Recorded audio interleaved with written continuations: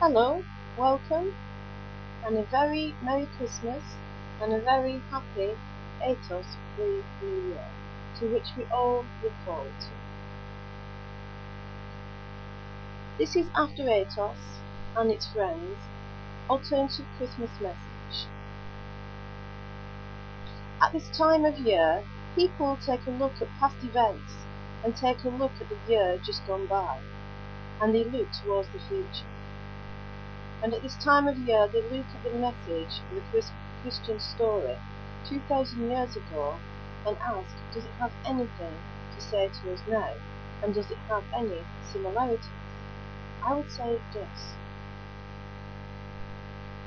Over 2,000 years ago, Jesus was born in a land, a country which was overrun and ruled by a foreign power.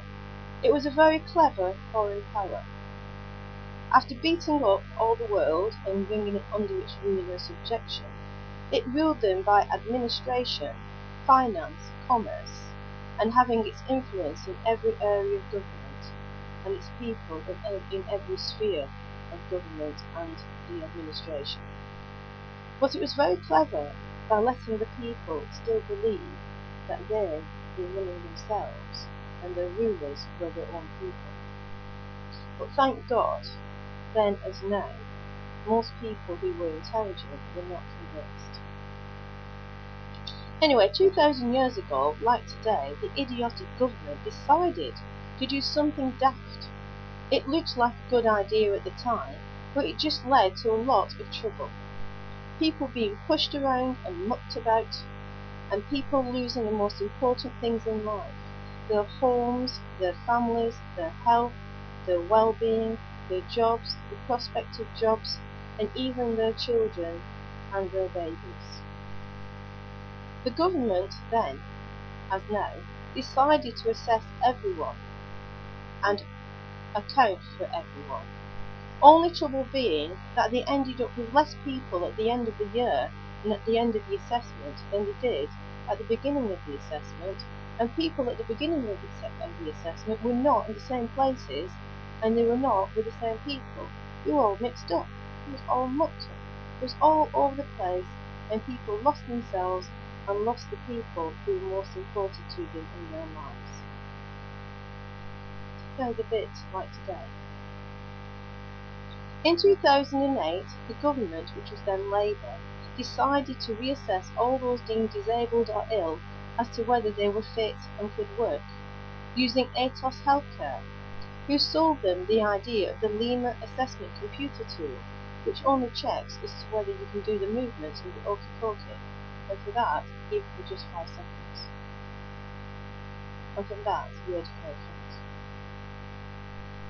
But it was not Atos Healthcare or the Lima that came to this being sold the dubious assessments for the disabled. It went right back to a very clever presentation made by Lehman Provident, who were a US-based worldwide private insurance company, and Professor Aylward from Cardiff University, from the department which was funded by Lehman Provident. And they set up a special presentation and invited all the important people and all the leaders from every party in this country to persuade them that the disabled were not really disabled, and those who were sick and ill, and even the doctors were telling lies and wagging it and trying to pull a fast one. The presentation was called Malingering in the Illness Deception, and from the title it already showed the bias. Since 2008, over 1.10 million people who are disabled and sick have been assessed by Atos Healthcare. They aim to do 3.5 million overall at the end of their assessments. However, the same people keep being assessed over and over again. So from the initial 3.5 million, you will find that that is quite multiplied several times. The reason being that people are assessed over and over again. Some people have been assessed 2 to 3 times. Some people are very ill and have terminal illnesses such as cancer and are on the last stages of that cancer, are pulled and called for their 4th Atos assessment, where again, because they can raise their arm in the air, walk and kick their leg out, are deemed to be fit for work.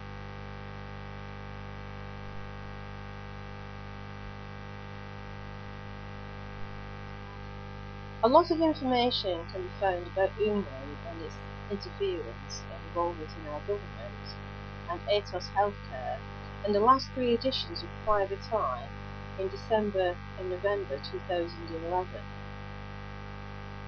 Anyone can find some excellent information from the website whywaitforever.co.uk, and just by googling Unum Provident, disability deniers and court case, you will find a lot of information which will deeply worry you and deeply disturb you as to who is influencing our government and who is influencing the current welfare reform bill. Yet although the government was very keen to assess all the disabled, and last year were very keen to do a census on the whole country, there has been no official way set up to account as to what happened to the disabled next, how they are, how they were treated, or where they are now, if they are in a worse position or a better position, or if they were able to find work. The government's so keen on censuses and counting people, it seemed amazing that both governments 2,000 years ago and today don't want to account for people, especially the ill, the sick, the vulnerable or disabled, the elderly, the young, or the young child or baby, or how they affect on them. 2,000 years ago, the city government would make a very heavily pregnant woman journey for hundreds of miles across country on a donkey and give birth in a stable alone among animals without a home in order to meet its needs. And I have no doubt that at that time they also disturbed a lot of disabled, elderly and sick people, and it booted a lot of people just to meet her silly counting census. That is why after Atos and myself set up an online feedback survey so people could record their own experiences and where they are now. It was set up so all the disabled can tell about their experiences with the Atos healthcare system and what happened to them next. And from that it's been a very interesting year. After Atos set up the online feedback survey in March, and as in days gone by, someone didn't actually want to know that message. Someone didn't want to know the truth and wanted to shoot the messengers down and silence the heralds and those who would find out the truth. After Atos' website was shut down within days of being set up, has had adventures ever since. From a simple feedback form to record the disabled, it suffered 2 legal challenges from Atos Healthcare and 5 hack attacks. My webmaster at the time and my PC security troubleshooter said they had never seen a website and PC so devastated and so expertly attacked. Often with over 1,000 attacks a minute for hours or even days on end until it came down. And my PC troubleshooter said he'd never seen a hard drive so deeply invaded and by viruses he had never seen before, which continued to actually attack the computer and the PC and the hard drive while he was actually remedying it and fixing it. Yes, those were very interesting and exciting days, and I remember them well. It's well documented and well diarised for people to come, for anybody not to write a book process. There are many books which need to be written at this time. And after Atos was not the only website to be brought down, merely for questioning the acts of Atos Healthcare and their effects on the disabled and the trauma and trouble it was causing them.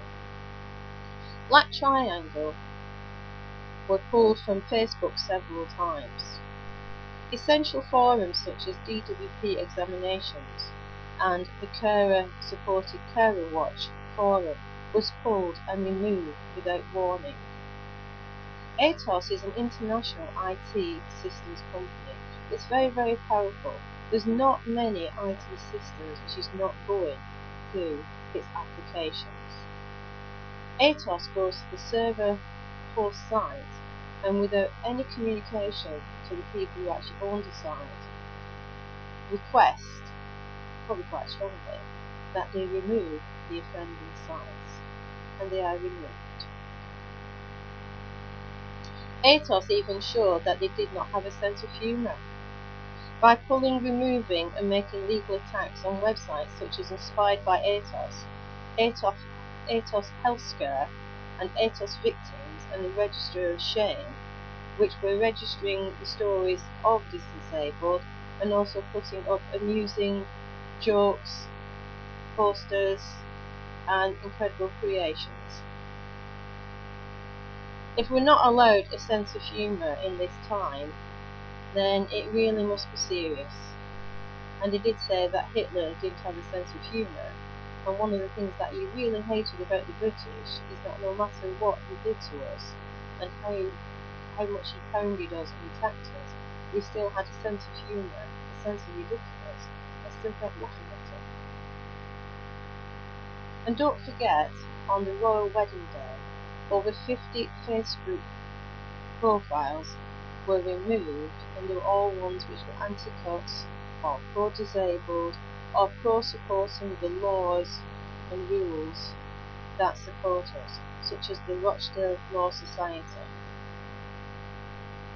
Something is going on, and something needs to be honest and addressed.